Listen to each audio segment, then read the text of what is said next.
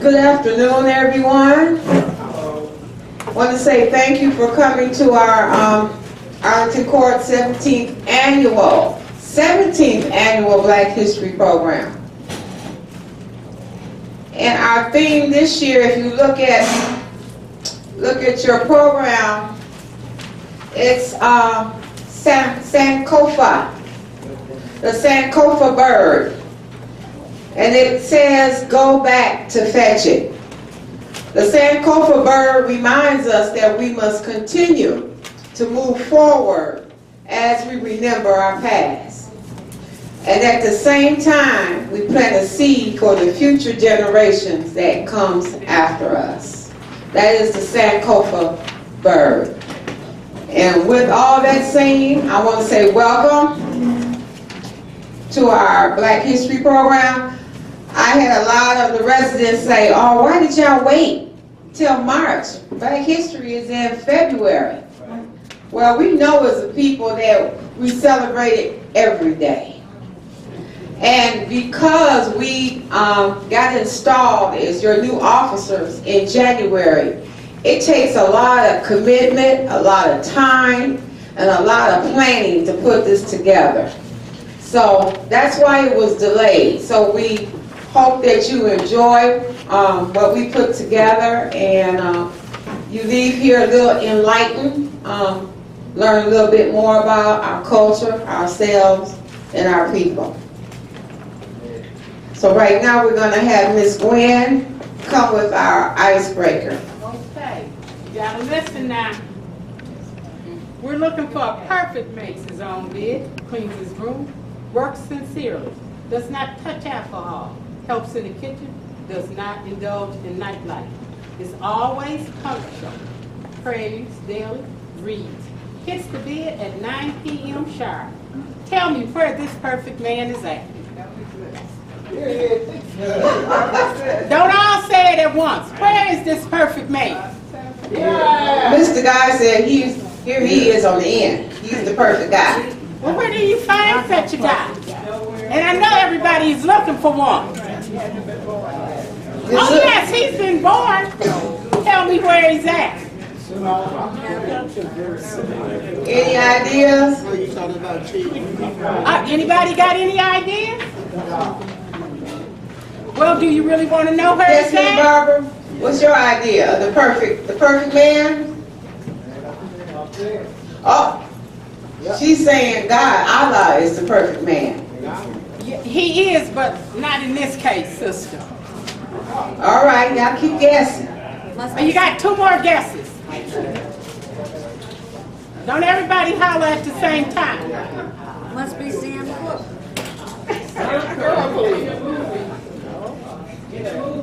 No. Do you want to know who the perfect man is? He's in jail, girls. Okay.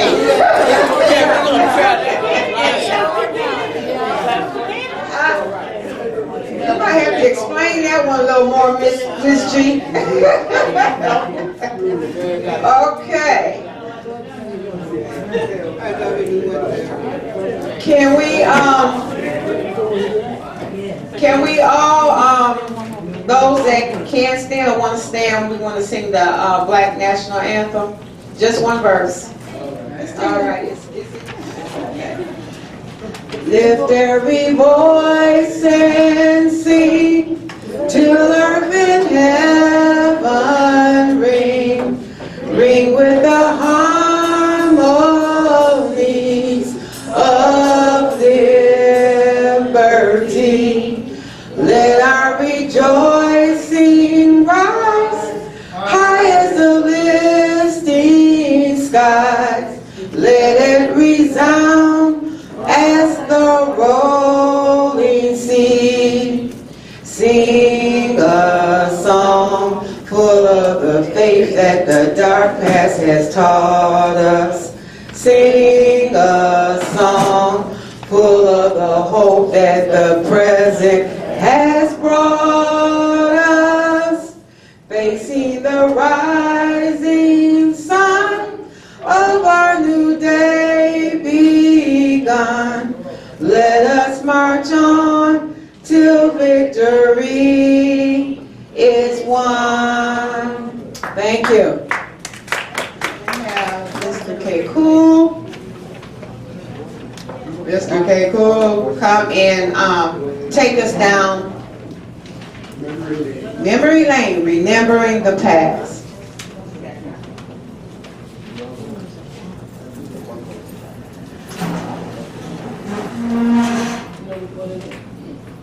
Hello. Hi. Hi. Hello. Hello. Hi.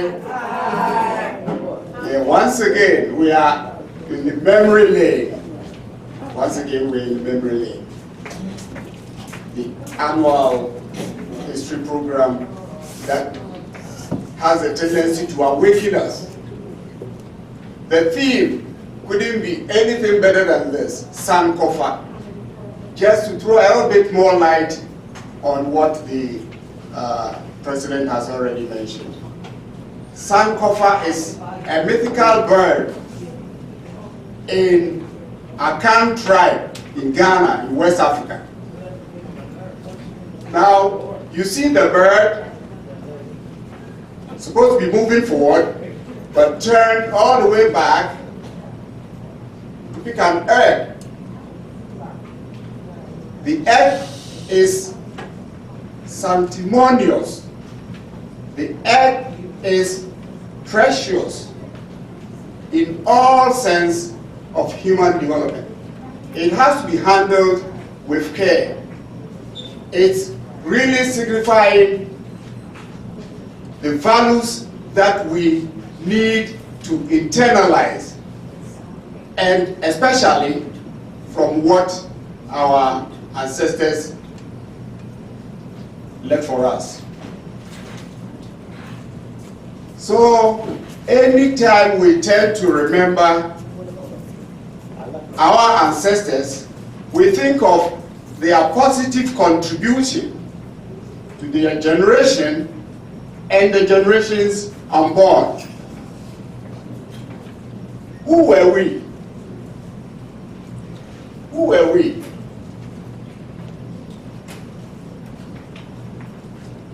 We were peace-loving beings in Africa. We were friendly, welcoming, and cared for each other. Our living portrayed our values. The way our communities were set up reflected what was dear to them. On this, I am a living witness to exactly how we lived. Around 70 years means I have crossed a distance. And I come from a typical rural setting in Ghana. So I don't even need to read from book. I need to tell my story, which you Google from any point would confirm exactly what I'm saying. How did we live? We lived on the earth. We lived by the earth. We lived for the earth. We lived for its sustainability to take care of our kids and grandkids. Till today, you go to villages in African communities, indigenous communities, you see that the houses are built in a square fashion with a central gate and a smaller gate like exit door in emergency for, say, evacuation. Now, the setting itself tells you that the various families are together. As the families grow, the men seek plots very close to the existing one to develop it into housing unit for the coming generation. It's not just one man's responsibility to do that. The family unit comes together to support the new family. To cut a long story short, the community grows close together so that in emergency, a call, a clarion call, goes very far away and everybody comes around. There is always a leader in the family setting. We call him a clan head. He is in the hierarchy of leadership, chieftaincy, like he is the chief of the clan. It grows wider, the clan grows wider, and there comes the need for a communication system that will be able to reach the corners of the community as a whole. The chief's house is the palace. You know the common talking drums. While we know that music is in our DNA, more or less. The talking drum has several forms. A particular one is used, you hear that sound from any corner of the community, you have to run quickly to the palace. There is an emergency of community interest. In terms of even feeding, of course, the produce from the farm to the kitchen and to the dining table. Sometimes that which has been brought the same day. So the thought of preservation and how you can keep it for a long time and all that doesn't even come in. Unfortunately, we didn't have the facilities available now in modern times, freezing, fridge, and a lot. But we were able to preserve the food for at least the next day and the next day. What you have to do is to make sure that you warm it as the last thing and the first thing in the morning. But for most houses, the food is prepared fresh on daily basis. How do you know? We lived in a communal setting. Everybody's concern was everybody's issue, including feeding. I remember my grandma, after everybody has eaten, there is a plate of food reserved in the kitchen. What is it for? He says, you don't know the guest who is coming in. So whoever comes will at least have a feeding, will have food to eat. In excess, they take it to the street and announce that there is surplus food for anybody who is in danger of going to bed hungry.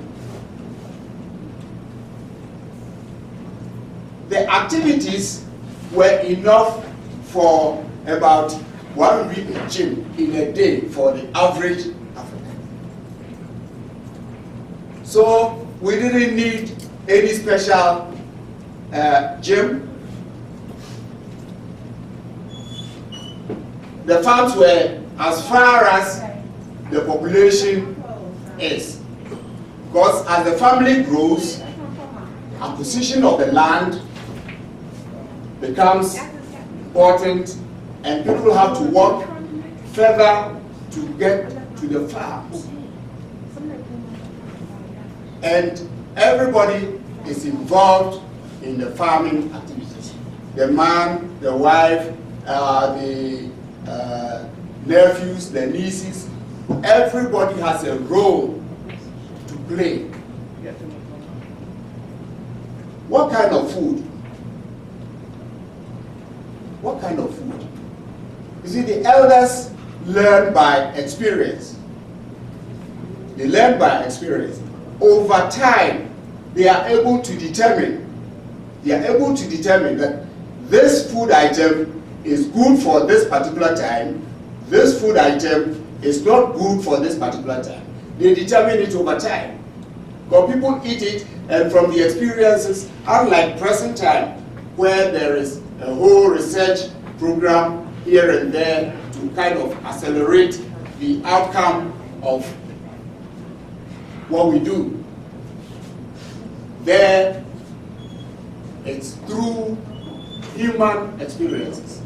So when they say this fruit is not good, you can't tell the number of people who have eaten that fruit and have had problems over the years. That's out.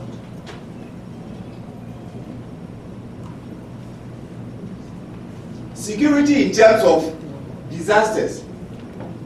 Every community at the end of the town had a forest reserve, kind of, to serve as a windbreak, because the heavy winds had a tendency of blowing off the roofs of the houses. So those places, and they put fear into the generations to come, you know, by making it contingent on some cosmological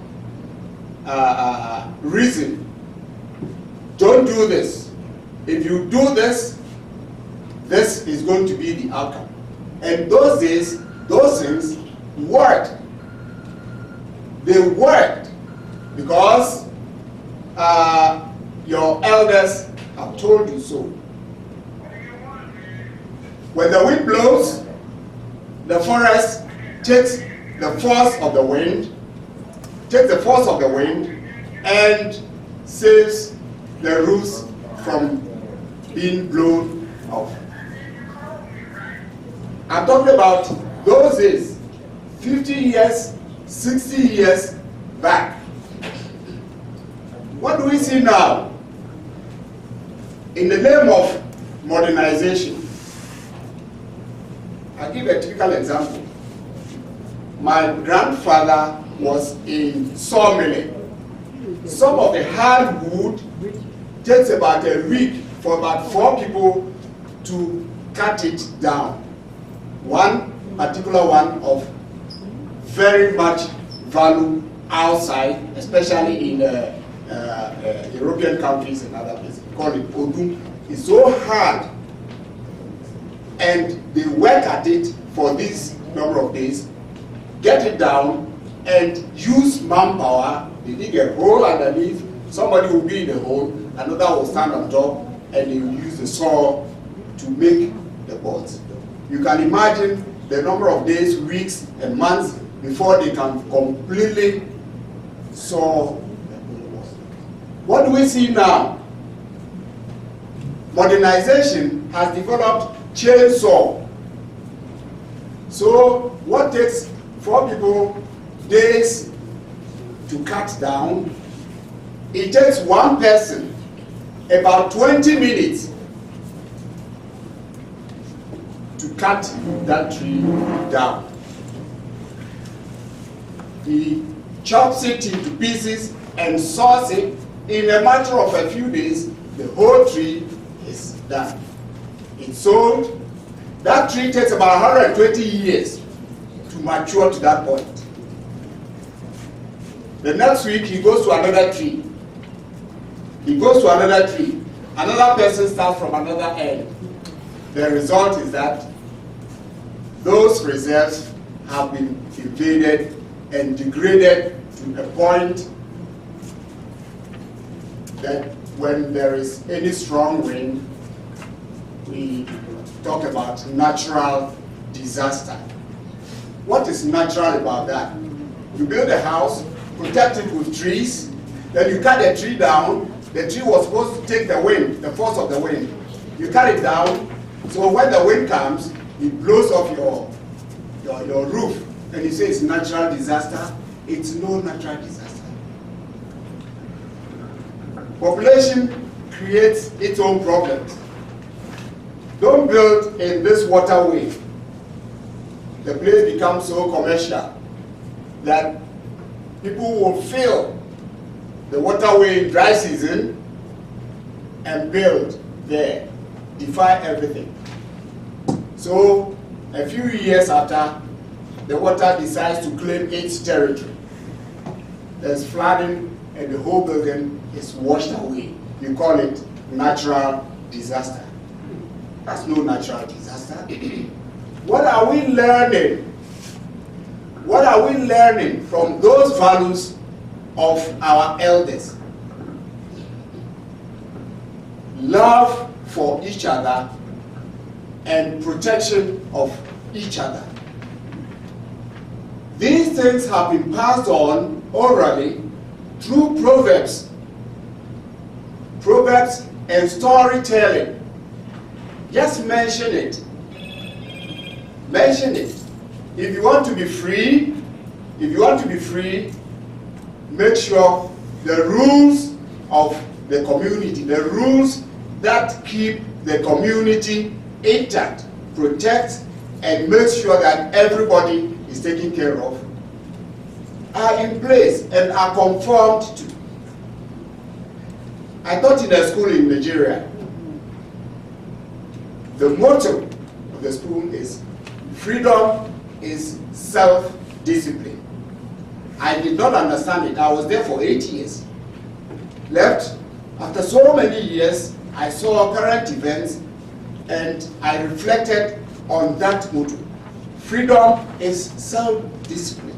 If you are not internally searching yourself about what is not very, very pleasant to community, you will not be free. Because you will have friction wherever you go by. Now, the training of the kids was the responsibility of every adult. So the child does not recognize only the parents as worthy of respect. Anybody older than him or her has the capacity to discipline the child, or at least report whatever incidents that is unworthy. The community protects itself. The training of the younger generations is the responsibility of everybody. Because if you neglect that responsibility and the community ends up producing a thief, probably the parents may not have anything to be stolen. You may have something to protect. He comes to see your property. Your failure to make sure that it's not only your children, but every child has the right to be brought up right, to be of use to the community. if we should continue about this, there would be an unending narration. I would rather want some level of interaction in this particular case, because probably I've awakened some minds over certain issues that might be bothering other people. How were you doing this?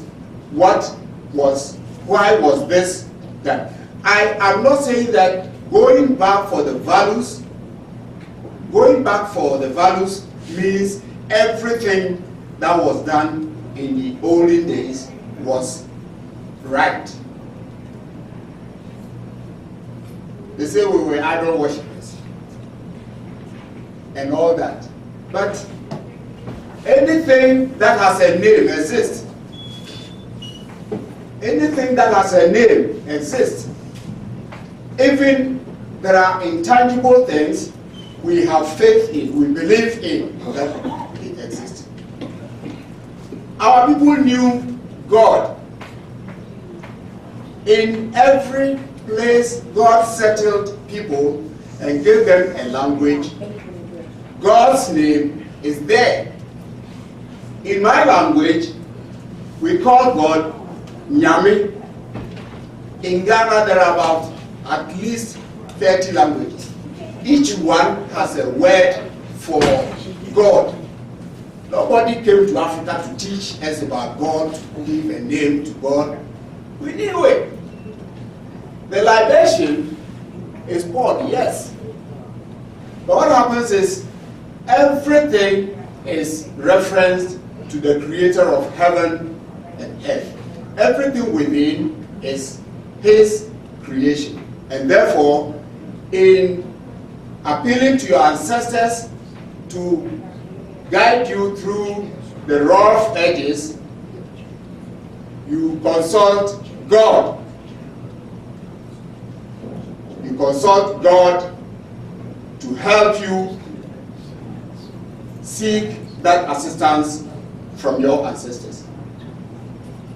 So we knew God. The way we worship may be different. There were issues that by this time nobody will even think of doing. Same thing in the Orthodox religions. There were times people were making sacrifices to the supreme God in all forms, from human through animals and whatever. God stopped it. Say, oh no, you have shown your devotion. Abraham is a typical example. When he was asked to sacrifice his son, you have shown that for my sake, for obedience to me, you are prepared even to sacrifice yourself. Turn around, there is a ram there, use that instead of yourself. Things have changed. We were using the talking drum to communicate. Now we have a cell phone. I get up, I talk to the family members. In some cases, they see me, I see them. It does not mean we should drop that and go back for the talking drum. But we must know how far we have come to be able to appreciate what we are, the level we are, and see what is not good for us. The love for each other, to the point that in relationships between a man and a woman, it's between two families, as a matter of fact. Sometimes even before the parties get to know. I'm talking about the man and the woman. And they do background search, serious background search. It's not a case of, you meet at some club somewhere and it develops into something else. That has attendant problems. So the values we need to go back for our love for each other. Your friend's issue is your issue. And these have been narrated in several forms by our historical figures. The Karl Marx, Malcolm X, Martin Luther King, Mandela, Kwame Nkrumah, and many more, almost on daily basis. Almost on daily basis. So we need, they say you are what you read, you are what you watch, you are what you eat.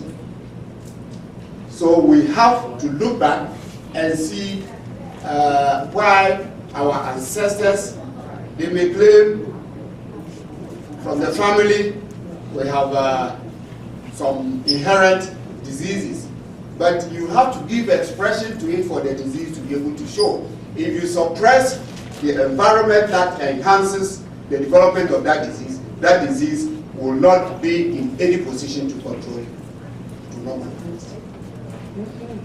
I'll pause here and invite 1 to 2 questions, if it will throw light on anything that I have.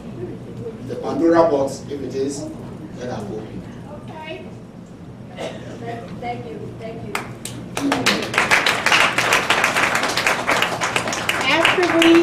After we eat and everything, you'll have an opportunity to ask him questions if you like. Oh, okay. Okay, we have a little ditty here. I'm going to read to you. Somebody didn't wake up today, but you did. That's a reason to stop complaining, and that's enough to be thankful for. Never let your troubles blind you to your daily blessings. Throw it out there and let us take a cue from it. Michelle Anybody? here. Quite close to Michelle here. What do you want me to do? Hello, Angela. How are you, Angela Davis? Okay.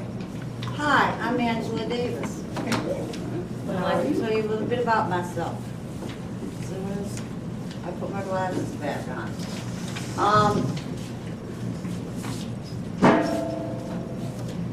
Angela Davis is really an amazing, amazing woman.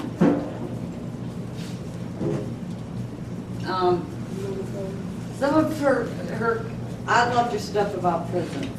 I mean, and it's so today. She said jails and prisons are designed to break human beings, to convert the population into specimens in a zoo, obedient to our keepers, but dangerous to each other. People of color especially are much more likely to be found in prisons than in institutions of higher learning. Had it not been for slavery, the death penalty would have likely been abolished in America. Slavery became a haven for the death penalty. I'm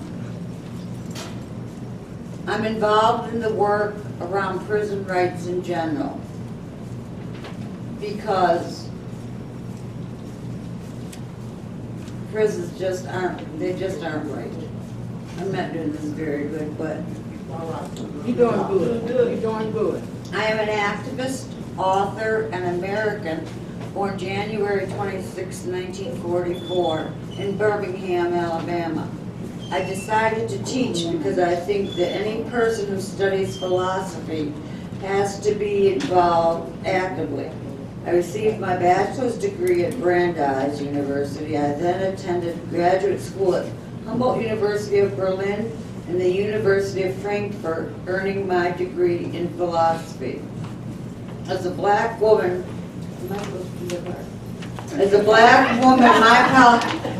my politics and political affiliation are bound up with and flow from participation in my people's struggle for liberation and with the fight of oppressed people all over the world against American imperialism. And this is cute. She said, what Americans need is more unemployed politicians. No, hold the upper way. Here we go. Hold the upper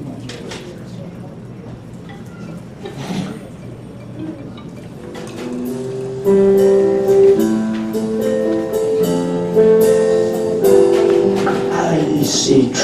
of green, red roses too. I see the blue for me and for you. And I think to myself, what a wonderful world.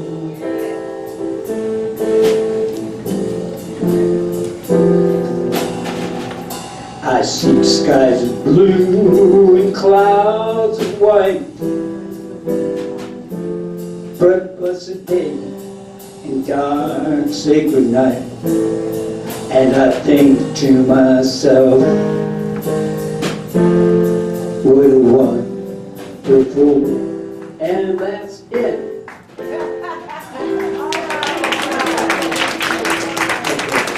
This mic thing didn't work out the way I wanted to, so I cut it short. But maybe Janice can finish it off for us. Janice, you want to finish the song off?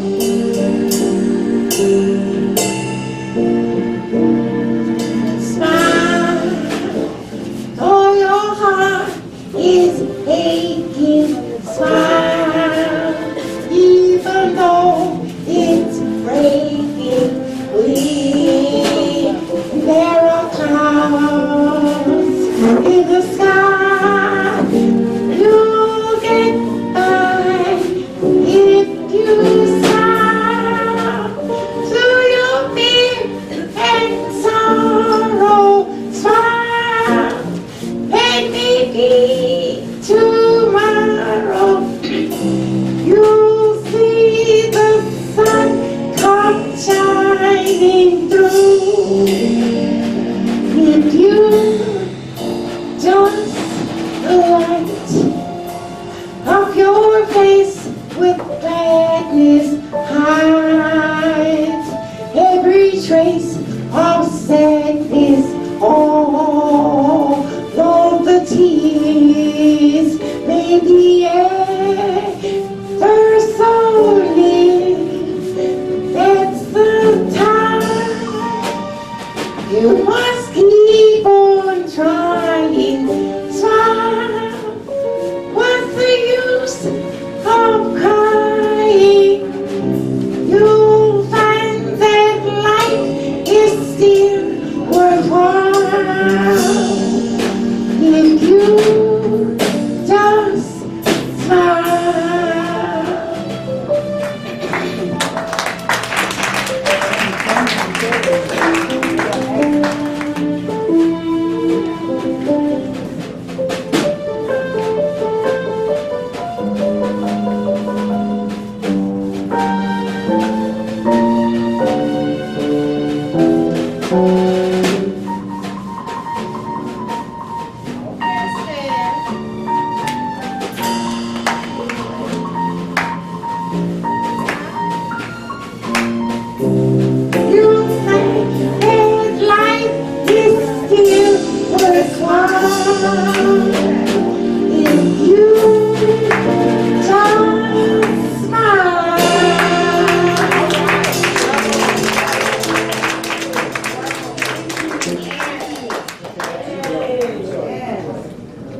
And that's so true.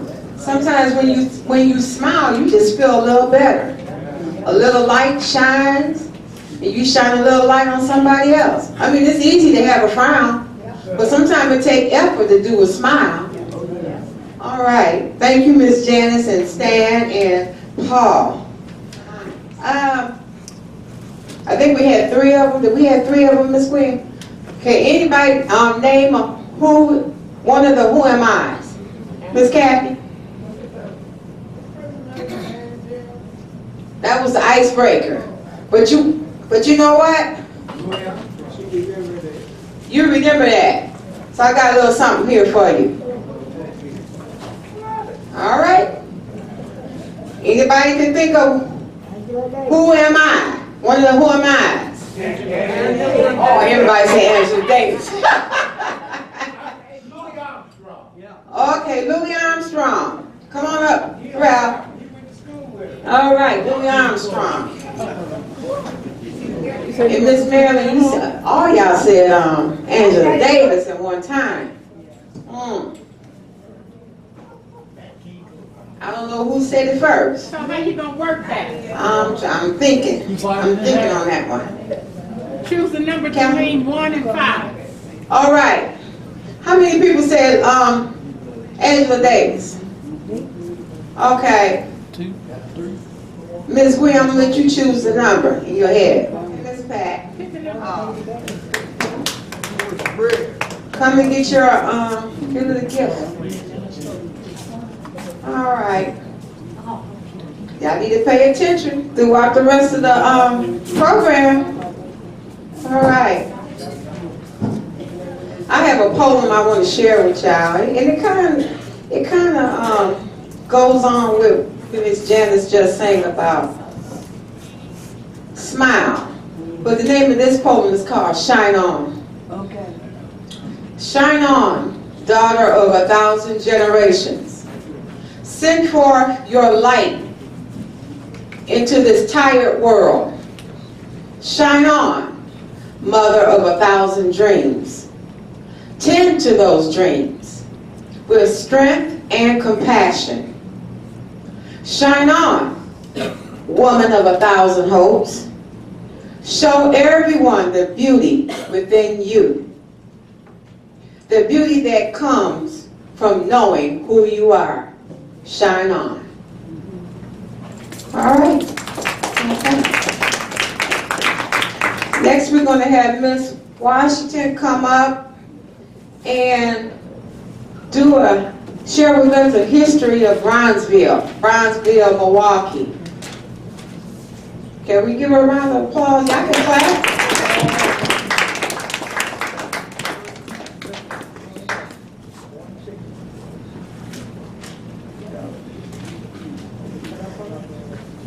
I'm so glad the snow was gone and the sun is shining. It's cold outside, but we made it through.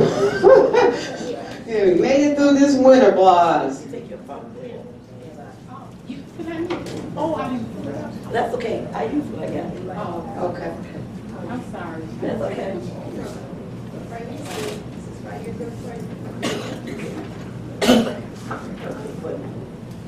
Good afternoon, everybody. Hope everybody enjoyed the program that we had so far. I lived at 1839 North 10th Street, and that was part of Brownsville then. And where I lived at, it was a social center, and the location now is the Schools of Arts. We used to call it Roosevelt High School. And now it's called Schools of Arts, like I said.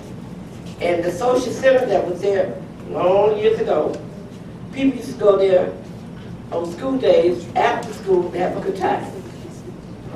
And if I'm not mistaken, I think Joe Gaines had his boxing glove gym down that way too. And then there was Ninth Street School, kitty corner from that. And there was the old North Division High School, the old North Division High School. Right. Well, that was, Back in the day. that was back in the day. But to me it was back in the day, the old North Division, where the new one is. And it used to be St. Boniface Church over that way too, on Center Street. And then back in the day, as I was saying, we used to have our own barbershop, Sedway Barbershop, record shop, on Teutonia North. Thank you, Mr. Guy. And we also had our own, we had Speed Queen, where Speed Queen is now, used to be a drugstore. And we have a hardware store where the Plymouth Matters Nursing Home is. That used to be a hardware store because I used to roller skate down there from where I lived at to get my key for my roller skate. Now you know that was back in the day. And then we had our own drugstores, we had our own barbershop, we had our own filling stations, we had everything back in there. Now we don't have that. And to me, back in the day, we was much better off than what we are today. Because we have more things that we can consider as being African American stores, and it was part of us. Now we don't have none of that. Everything is divided amongst different Pakistans or whatever, which I have nothing against that. But to me, we was doing better. We had jazz clubs, we had Satin Down, we had the, what was the name of that club? The Old Flame Tavern. Curly's. Curly's. Great American is There you go. Thank you very much. Yeah, Did you have Turan's. the House of Giroux too? Yeah, we had Turan's. We had our clothing store. And on the corner of 12th and Walnut used to be the hat shop. And across the street from that used to be Brownsville Shoe Store on 12th and Walnut. That was back in the day. Carter Drug. And County Drug Store on 24th and Burleigh. So, Apollo Theater. I mean, Apollo Theater, which I told you. oh yeah, we had that too. And Red Isle and Dale Farm. what's the name of that tavern on 12th? The Wilson Clinic and the Turning Point on Fountain. Those were the good old days. And that's the area that, I mean, yeah.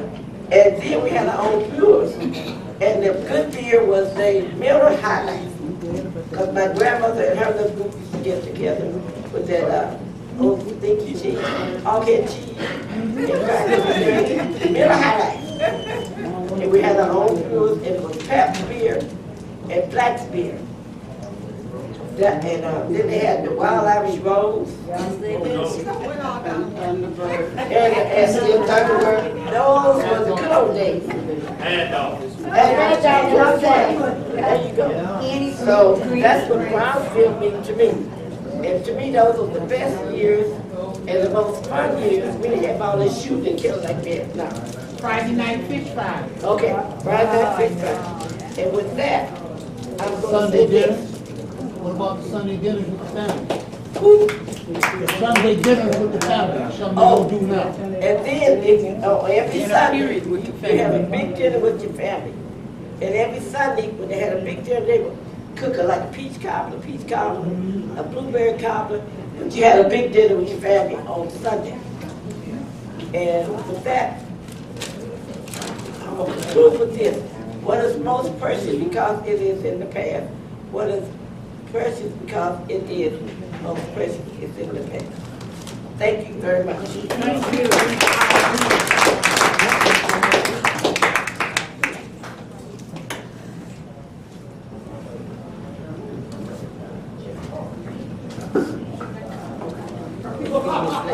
Thank you, Miss Arlene, for taking us through Brownsville.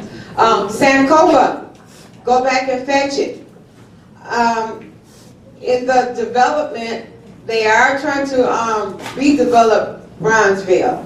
So we have to think about where we came from to bring it back and to share it with the future generations. Sankofa. Miss Gwen? Yeah. Are you ready for words of wisdom for us? You look just marvelous. Come on up here to this podium.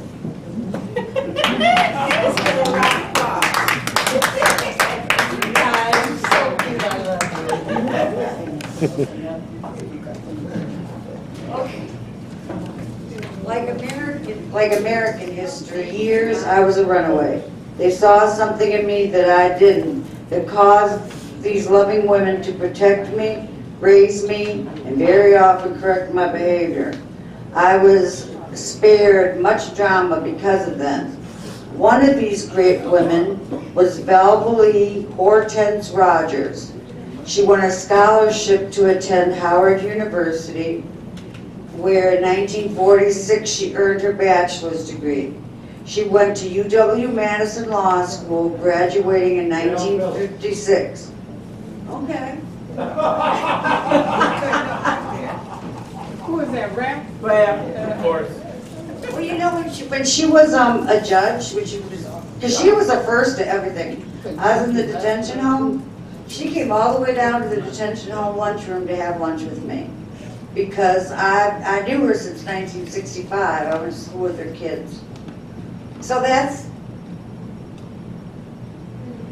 Y'all know all about her. That's the icebreaker. Finish it? Okay. Yeah, finish it. Okay. Yeah, she was a first. She went to UW-Madison Law School, graduating in '56. The Honorable Belle Phillips married the love of her life, attorney Dale Phillips, a fellow UW-Madison Law School graduate.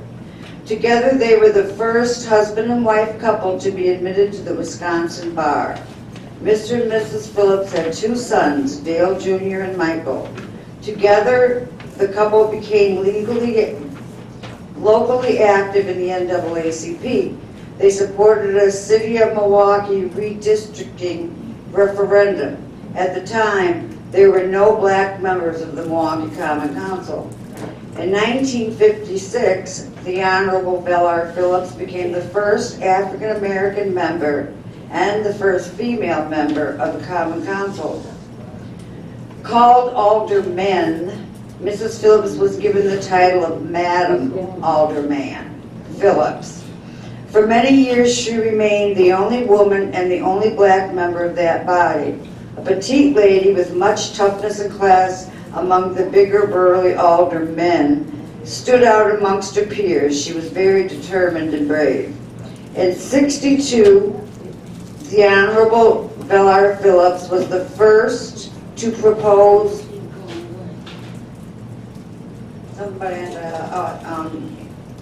she was the first to propose an ordinance to outlaw housing discrimination. Mrs. Phillips also went to the White House and met President and Mrs. John F. Kennedy. I remember seeing a suit Mrs. Phillips owned that Mrs. Kennedy also had in her wardrobe. Madam Alderman Phillips was the only city official arrested at a rally following the bombing of an NAACP office in the long, hot summer of 1967, bringing further national media attention to the city. In '68, the Milwaukee Common Council approved a desegregation law only after a federal housing law was passed, and 6 years after Mrs. Phillips' first proposal to do so. Mrs. Phillips made history when she was appointed to the judiciary in 1971. She was the first female judge in Milwaukee County and the first black judge in Wisconsin. She also made, oh yeah, I already told you that, so. In 1971, she lost, when she was put on the judiciary and became a juvenile court judge, she had to run against La Follette. In '71, she lost her bid for re-election to the bench to a white candidate who made an issue of her involvement in protests and civil rights activities. Next, she was a lecturer at UWM and a visiting professor at Carroll College and the UW-Madison Law School. By 1982, the Honorable Belle R. Phillips was the highest-ranking woman to win state office in Wisconsin in the 20th century. A lifelong Democrat, she was also elected the first black member of the National Committee of either of the U.S. political parties.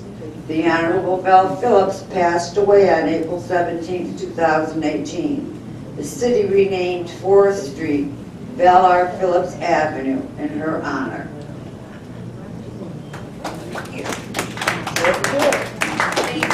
Thank you, Michelle.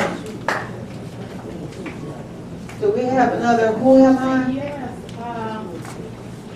Harriet Tubman here. Going to tell us a little bit about what she used to do. Harriet Tubman was, excuse me, I do get nervous, but Harriet Tubman was a very fascinating woman. She ran for the South to escape slavery, but in doing so, she became a very activist and political opponent against slavery. She also involved herself with people in the North who were against slavery too, and dealt with the Underground Railroad. As she kept going back and forth, a lot of people that escaped would not do what she did. She would carry her, as I remember, she would always have her shotgun. And she would go right back down to where she came slavery north, so that they can have a taste of freedom. And she did that for a long time. She was involved in the Civil War, and she helped with the Union Army then. She died in Albany, New York, but she left a legacy behind her with a lot of people in mind, that what she did. Thank you. Did Val Phillips join the Common Council? What year did she join the Common Council?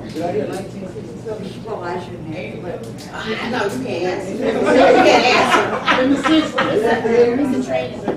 Who said 50, 56? But you on 101, Kathy. But you paying attention. Okay. Come on, Miss Kathy.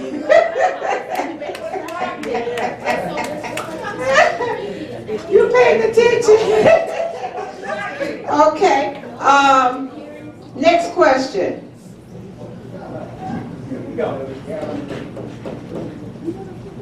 What city and state did Harriet Tubman make her transition?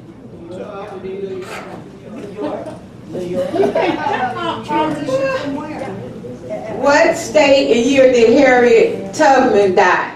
Where was she resigning when she died? Albany, New York. Answer committee.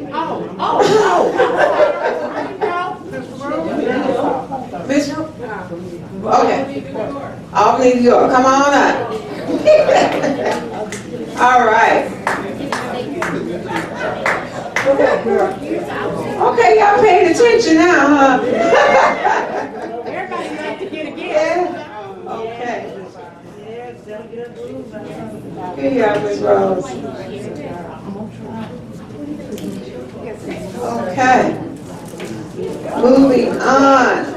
We're going to have a selection from Paul and Stan, an instrumental jazz duet. Let's give it up for our people. You know,